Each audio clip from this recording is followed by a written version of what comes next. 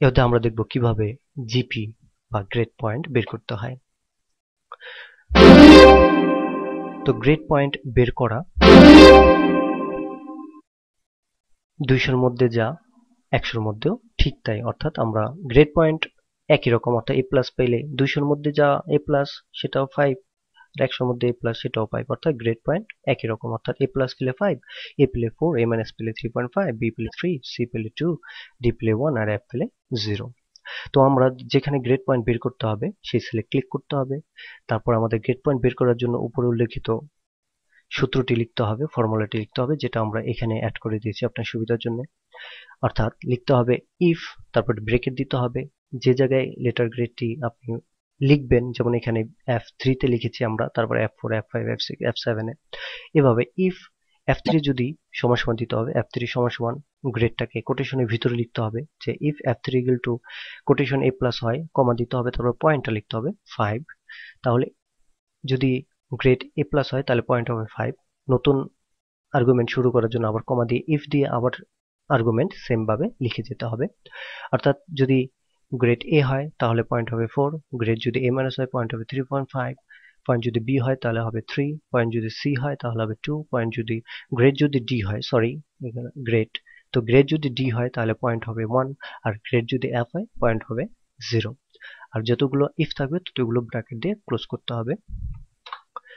তারপর এন্টার দিলে গ্রেড বেরিয়ে আসবে। তো এই জিনিসটা আমরা আবার বলছি, অর্থাৎ গ্রেড জিপি গ্রেড পয়েন্ট বের করতে হলে আমাদেরকে লিখতে হবে ইফ, ব্র্যাকেট সমান সমান দিয়ে ইফ দিতে হবে, ব্র্যাকেট দিতে হবে, তারপর সেল নাম্বারটা লিখতে হবে, সমান সমান দিতে হবে, কোটেশনের ভিতরে গ্রেডটা দিতে হবে, কমা দিতে হবে, গ্রেড পয়েন্টটা লিখতে হবে, নতুন আরেকটা আর্গুমেন্ট লেখার জন্য কমা দিয়ে আবার নতুন করে শুরু করতে হবে। এভাবে এ প্লাস হলে 5, এ হলে 4, গ্রেড এ মাইনাস হলে গ্রেড পয়েন্ট 3.5, গ্রেড বি হলে 0.3, গ্রেড সি হলে 0.2, গ্রেড ডি হলে 0.1, গ্রেড এফ হলে 0.0।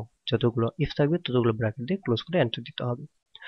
তো আমরা প্রথম একটি গ্রেড পয়েন্ট বের করে ফর্মুলাটাকে কপি করে যেখানে যেখানে গ্রেড পয়েন্ট বের করতে হবে সেখানে পেস্ট করে দিলে গ্রেড পয়েন্ট বেরিয়ে যাবে। তো এইভাবে আমরা পরবর্তী সাবজেক্টগুলোর অন্যান্য সাবজেক্টগুলোর গ্রেড পয়েন্ট বের করছি, অটোমেটিক গ্রেড পয়েন্ট বেরিয়ে যাচ্ছে, দেখতে পাচ্ছেন। একটি ফর্মুলা লিখে আমরা পরবর্তী সবগুলোতে এভাবে পেস্ট করে গ্রেড পয়েন্ট বের করতে পারি এবং ফর্মুলা ব্যবহার করতে পারি। তো দেখতে পাচ্ছেন এভাবে আমরা ফোর্থ সাবজেক্টের গ্রেড পয়েন্টও বের করে নিলাম। এভাবে আমরা গ্রেড পয়েন্ট বের করতে পারি।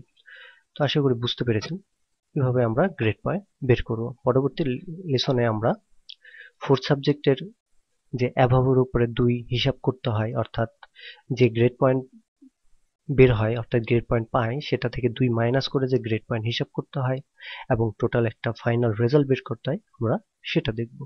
তো এভাবে আমরা এই অপশন ব্যবহার করে জিপি অর্থাৎ গ্রেড পয়েন্ট বের করতে পারি। আশা করি বুঝতে পেরেছেন। ধন্যবাদ।